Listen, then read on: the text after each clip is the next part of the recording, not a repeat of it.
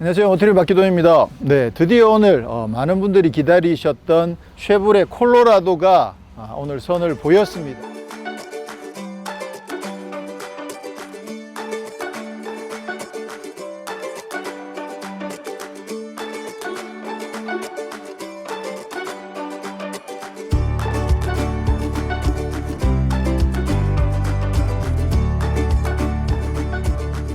오늘부터 사전 계약을 실시를 하고요. 가격이 발표가 됐습니다. 모든 재원도 공개가 됐고요. 실제로 고객 인도는 10월 중순 이후에 이루어진다고 합니다. 오늘 미디어들을 대상으로 오프로드 테스트를 진행을 할 계획입니다. 여기는 웰리힐리 파크인데요. 아무래도 오프로드에 좀 더 많은 분들이 관심을 가지고 계시는 그런 모델이다 보니까 오프로드 시승을 오늘 진행을 할 계획이고요.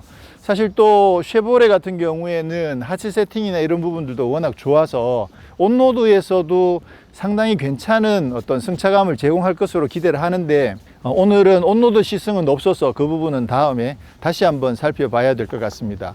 자, 쉐보레 콜로라도는 중형, 우리 기준으로 이야기하면 중형 픽업 트럭이죠. 저번에 저희가 이제 픽업하고 픽업에 대해서 조금 댓글에 달아주신 분들이 계셨는데, 한글로는 픽업이라고 쓰지만 영어로 이야기하면 픽 뒤에 업, 픽 CK 뒤에 이제 업이 붙으니까 픽업이라고 하는 게 사실은 맞거든요. 그래서 이 한국이니까 픽업이라고 해야 되는 거 아니냐라고 생각할 수도 있는데, 사실은 픽업이라는 것보다는 픽업이라고 부르는 게 제 생각에는 좀 더 맞다는 생각이 들긴 합니다. 그 부분은 조금의 견해 차이가 있을 수 있으니까 양해를 해주시면 감사하겠습니다. 자, 쉐보레 콜로라도는 중형 이제 픽업 트럭이죠. 국내 기준으로 따지면 그동안 상당히 큰 비중을 차지하고 있는 상용의 렉스턴 스포츠 칸이랑 상당히 많은 부분이 유사합니다. 글로벌, 특히 이제 미국 기준으로 보게 되면 미국에서는 이제 쉐보레 콜로라도, 포드의 레인저, 또 도요타의 타코마 이런 모델들이 경쟁을 하는 그 시장이죠. 미국 시장에서 가장 큰 판매를 유지하고 있는 최고의 베스트셀러 포드 F 시리즈. F 시리즈는 요 차보다 한 급 더 큰, 그래서 포드에는 F 시리즈, 그리고 쉐보레에는 실버라도가 경쟁하는 모델이죠.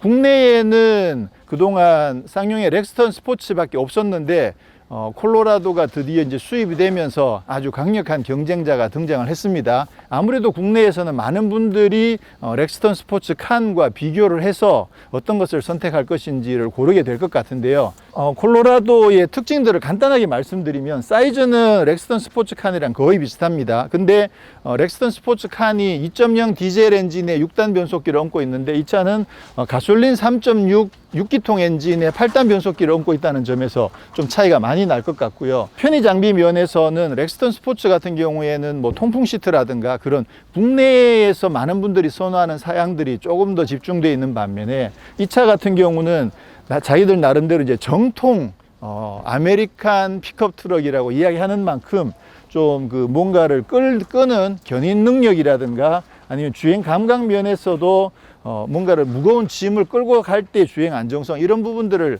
확보하기 위한 그런 장치들이 좀 많이 적용되어 있는 점, 그리고 아무래도 이제 뒤쪽에 트레일러를 장착했다든가 그랬을 때에 견인하면서 일어날 수 있는 어떤 주행의 안정성 같은 것들을 확보할 수 있는 스테빌리 트랙이라든가 또 견인 모드라든가 그런 부분들이 또 좀 더 잘 되어 있다는 점, 그런 점이 차이점이다라고 말씀드릴 수가 있을 것 같습니다. 구체적인 부분들은 하나하나 살펴보기로 하고요. 우선 많은 분들이 궁금해 하실 테니까 가격 먼저 살펴보면, 총 3가지 트림으로 출시가 됐습니다. 2륜 구동, 4륜 구동, 그리고 4륜 구동에 스타일 패키지가 적용된 트림. 그렇게 해서 2륜 구동이 익스트림인데 3,855만 원.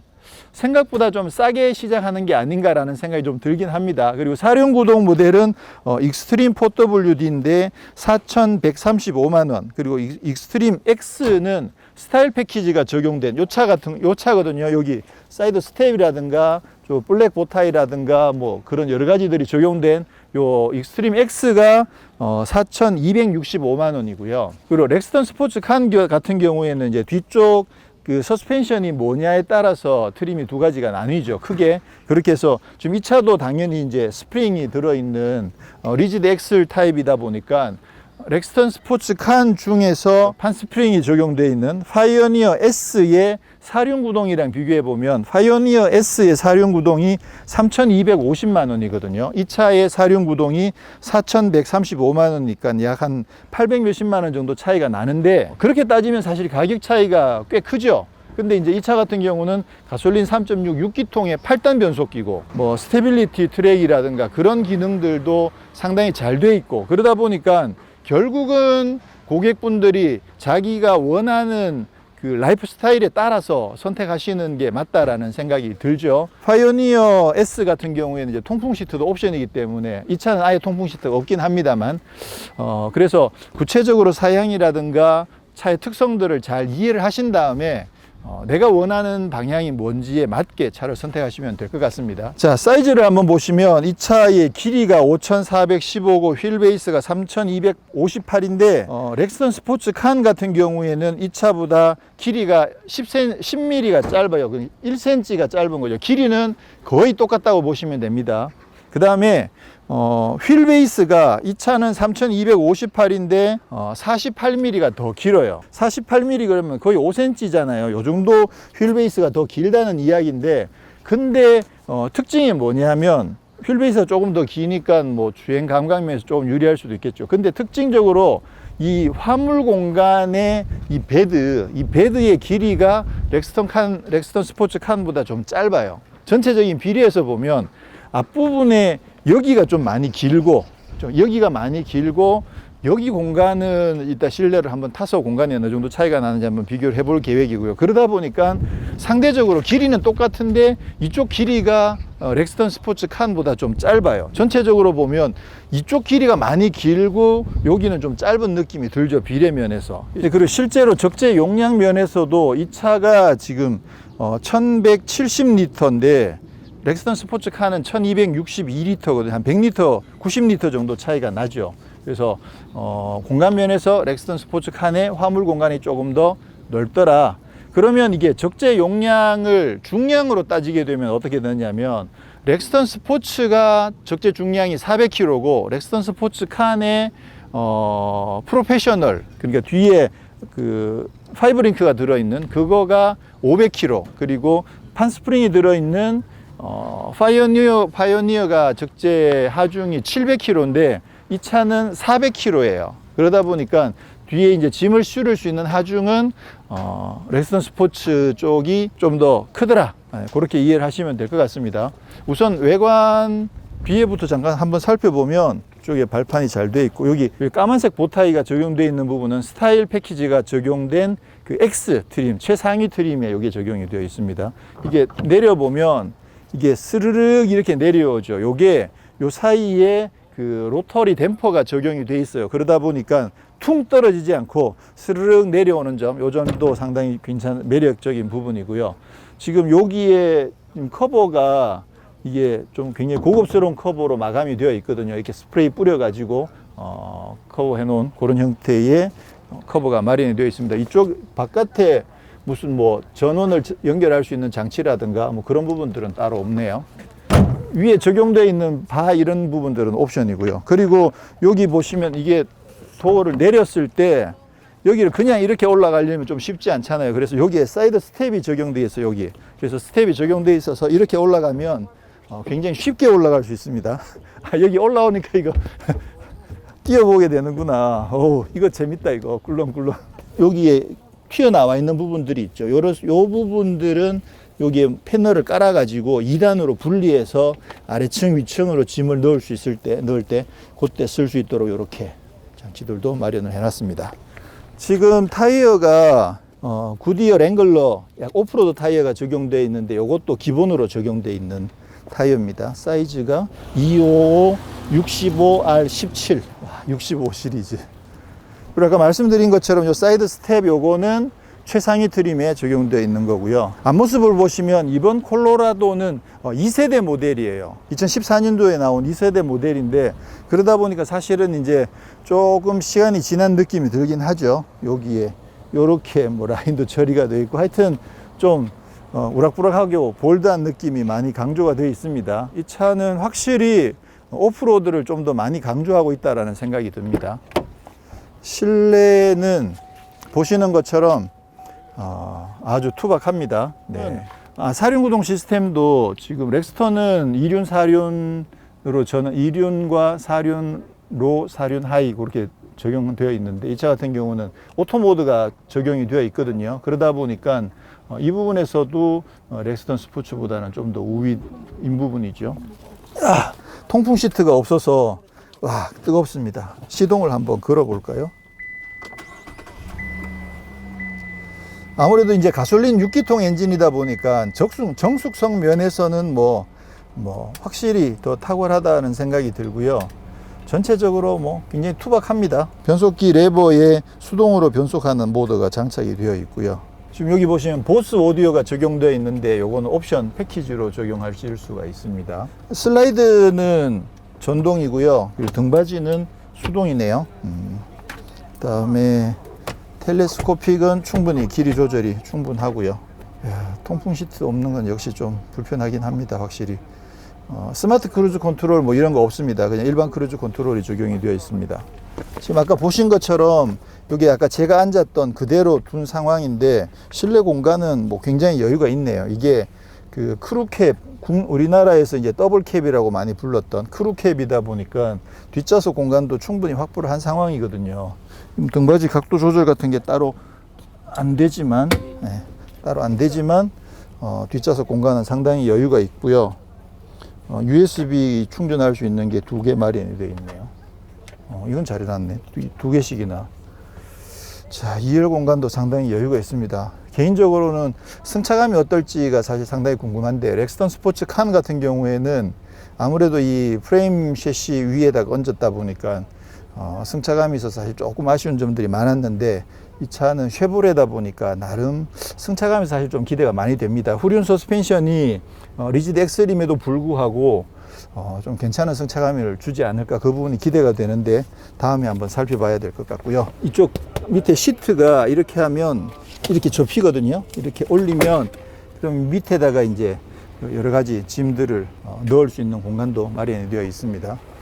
지금 이 엔진 후드가 알루미늄이에요. 와, 이런 그 픽업 트럭에도 엔진 후드를 알루미늄으로 적용해 줄 정도면 상당히 신경을 많이 쓴 거죠. 연비에도 많이 도움이 되도록 신경을 많이 쓴 부분이어서 정말 치열하게 경쟁해야 하는 미국 시장에서 정말 중요한 세그먼트의 모델인 만큼 많은 부분들에서 신경을 쓴 흔적들이 정말 잘 보입니다. 자, 6기통 V6 3.6 직분사 가솔린 엔진인데요. 최고 출력이 312마력, 최대 토크가 38kgm를 발휘를 하는데 이 엔진 같은 경우는 아무래도 이게 차도 무겁고 짐도 싣고 또 가솔린 엔진의 6기통이다 보니까 연비가 많이 떨어질 수밖에 없겠죠. 그래서 지금 사륜구동 같은 경우에는 연비가 8.1km, 리터당 8.1km인데요. 이 차 같은 경우에는 그 액티브 실린더 매니지먼트 기능이 추가가 되어 있습니다. 그래서 짐을 적게 실었을 경우에는 평범한 도로를 달리면 6개 실린더 중에서 2개를 꺼버려서 4기통으로 주행을 할 수 있도록 해서 연비를 높여주는 거죠. 그래서 사실 미국에는 2.5리터 4기통 엔진도 있는데 아무래도 이 6기통 엔진이 힘을 적게 실은 상황에서는 4기통을 충분히 커버할 수가 있고 또 힘이 많이 필요할 때는 뭐 6기통 힘을 제대로 다 뿜어내면 그러면 뭐 여러 가지 장점들이 있는 엔진이라고 볼 수가 있겠죠. 근데 국내에서 자영업을 하셔서 장거리 주행을 많이 하셔야 된다든가 그럴 경우에는 아무래도 이제 디젤 엔진이 우세하긴 하지만 이 차를 레저용으로 선택을 하셔서 그런 형태로 운영하신다면 사실은 조용하고 힘 좋은 가솔린 엔진이 더 유리할 수도 있죠. 실제로 가속력도 상당히 좋다고 하니까 그 부분도 이따 체험을 통해서 한번 살펴보도록 하겠습니다. 네, 이쪽에 지금 활용 예들을 전시를 해 놨는데 와, BMW, 제가 좋아하는 BMW 바이크를 올려놓으니까 대박 멋있네요. 오, 확실히 이 차는 이런 형태의 좀 레저용에 좀 더 적합하다는 생각이 많이 들어요. 물론 뭐 렉스턴 스포츠 칸도 다 할 수 있는 일이긴 하죠. 거긴 2대 실었던데. 저쪽에 보시면 루프탑 텐트를 설치해 놓은 그런 형태도 있고요. 지금 이건 뭔가요? 이거 에어스트림 캠핑카를 연결해서 와, 이 그림은 진짜 제대로 미국 같은 스타일이죠. 와, 이렇게 해서 다니면 정말 멋지네요. 이런 용도에는 정말 멋질 것 같다는 생각이 듭니다. 그리고 아까 사이즈에서 잠깐 말씀을 덜 드렸던 게 이 차 폭이 렉스턴 스포츠 칸보다 한 10cm 정도 좁아요. 그 점은 어떻게 보면 좀 아쉽다는 생각이 들기도 하네요. 아무래도 실내 공간에서도 옆에 공간적으로 훨씬 더 여유가 있을 텐데 차 폭이 좀 좁은 게 그게 조금 아쉽다는 생각이 듭니다. 또 힘을 갖고 있고요. 현재 8단 바로 출발하면 되나요? 출발하시면 되겠습니다. 지금 사료 이거 모드는 어떻게 되어 있는 거예요? 모드는 현재 사료는 로우 모드로 현재 지금 진행이 네. 되고요. 또 후륜 모드에서도 충분히 통과가 가능하지만 현재 네. 구간에서는 또 안전하고 또 편안하게 통과하기 위해서 현재 네. 사료 로우 모드로 지금 저희가 변경을 해놨습니다. 그래서 보다 또 힘있게 현재 디프런셜 락이 지금 범피 구간이기 때문에 두 바퀴가 떨어져 있는 구간에서도 나머지 지면에 있는 두 바퀴에 힘을 줘서 부드럽게 또 통과하실 수 있게 진행이 되고 있어요. 근데 서스펜션도 여기가 그 엄청 바퀴가 많이 들리던데죠? 서스펜션이 최대로 늘어났다가 좁아지는 구간이고요. 뒤쪽 이제 적재함 아래쪽 하단 부분 같은 경우에는 뒤쪽 타이어가 캠버가 많이 들어가면서 자, 뒤쪽 적재함을 안전하게 버텨주고 있습니다. 네. 지난번에 렉스턴 스포츠칸 시승할 때 그때 LD가 들어오면서 이렇게 탁 걸리는 느낌이 있어서 제가 말씀을 드렸는데 이 차는 그렇게 걸리는 느낌 안 들거든요. 일반적으로 이렇게 퉁 튀면서 걸리지 않아요. 이 차에는 그런 느낌 사실 전혀 없고요. 지금 도강도 꽤 깊이 지금 하고 있는데 재원을 확인을 못 했거든요. 거의 한 60-70cm 정도는 되지 않을까 그렇게 이야기를 하는데 피는 한 800mm 정도 지금 수심이 되고 있고요. 네. 현재 라이트 윗부분까지 도강이 가능하다고 하시는데 네. 제가 봤을 때는 1m 이상까지 도강을 하실 수 있어요. 그렇지 않을걸요. 그 왜냐면은 랜드로버 디스커버리가 900mm라고 최도 올려서 그렇죠. 그게 900mm인데 이게 1m가 된다고요? 그래서 이 흡기 부분 예, 흡기를 많이 올려놨어요. 부분에서 네. 조석 이 펜다 부분 위쪽에 네. 이 물이 유입이 돼서 네. 흡기 부분에서 물이 유입되지만 않는다면 도강이 가능하다고 하시기 네. 때문에 네. 저는 1m까지 오, 이야.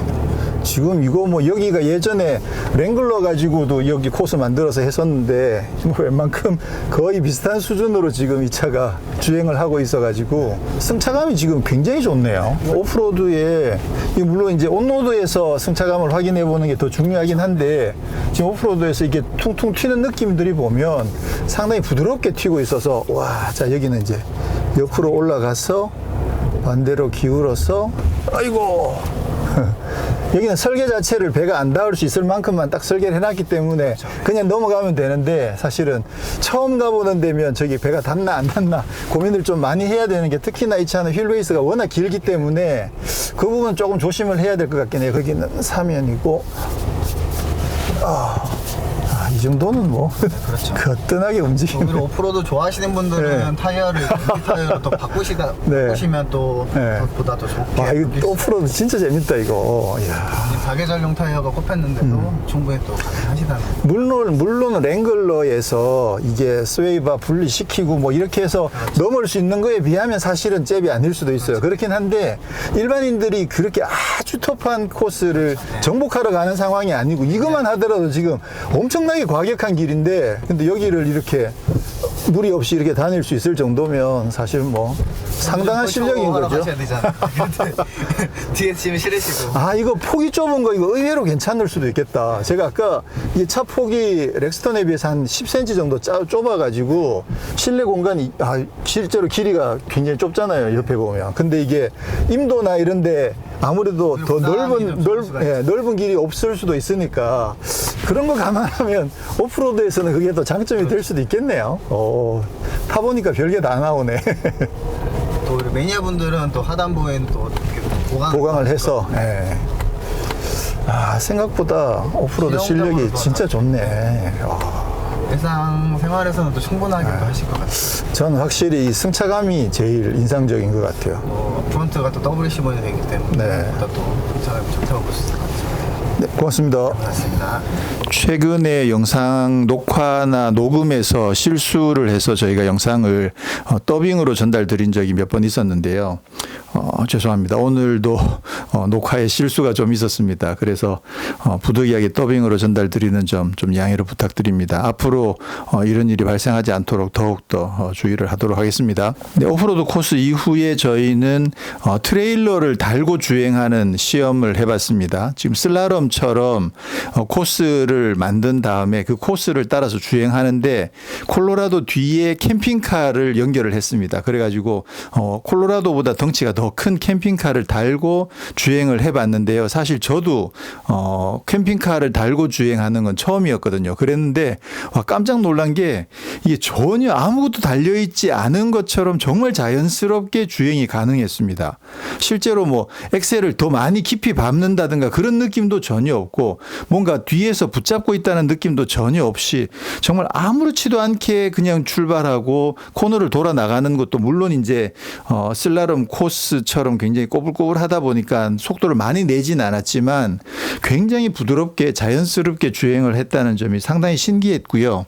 실제로 레이서인 이원일 드라이버 같은 경우에는 처음에 이제 시범을 보여주는데 거의 빈 차를 가지고 슬라럼 테스트 하듯이 굉장히 빠른 속도로 이 슬라럼 코스들을 주행을 했는데 거의 뒤뚱거리는 느낌이나 휘청거리는 느낌, 불안한 느낌 전혀 없을 정도로 굉장히 빠른 속도로 이 코너들을 주행하는 거 보면서 사실 상당히 놀랐거든요. 네, 콜로라도 같은 경우에는 뒤에 트레일러를 장착했을 때에도 주행의 안정성을 살릴 수 있는 그런 어떤 스테빌리티 트랙이라든가 그런 장치들이 적용이 되어 있습니다. 그러다 보니까 오랜 세월 동안 미국이라는 그 환경 속에서 트레일러를 달고 오프로드를 가고 그런 환경에 최적화되어 있는 그런 장비들을 개발해서 지금 장착을 해 놓다 보니까 사실 생각보다 정말 매끄럽게 부드럽게 트레일러를 달고도 주행할 수 있었던 것이 상당히 인상적이었고요. 거의 대부분 사람들이 굉장히 편하게 주행했다라는 것에 인상을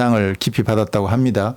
그리고 이제 트레일러를 장착할 때 지금 분리되어 있는 상태에서 캠핑카랑 이제 연결을 할 때 그 캠핑카를 세워놓고 콜로라도를 후진으로 접근해서 캠핑카에 연결을 하는데 그때 그 후진을 하게 되면 그 모니터에 후진 영상이 나오면서 거기에 그 노란색 가이드 선이 나옵니다. 그 선을 트레일러 중앙부에다가 딱 맞춰 가지고 조정을 해가면서 천천히 접근을 하게 되면 정확하게 실제로 뒤에 누가 서 있지 않더라도 서서 뭐 오른쪽 왼쪽 조금만 더 이런 이야기 안 하고도 그냥 혼자서도 후진을 해가지고 트레일러에 정확하게 위치시킬 수 있는 그런 장치도 적용이 되어 있어 가지고요. 야, 이건 정말 트레일러를 정말 많이 운용해 본 사람들이 만들었구나라는 느낌을 받을 수 있었습니다. 상당히 인상적인 체험이었고요.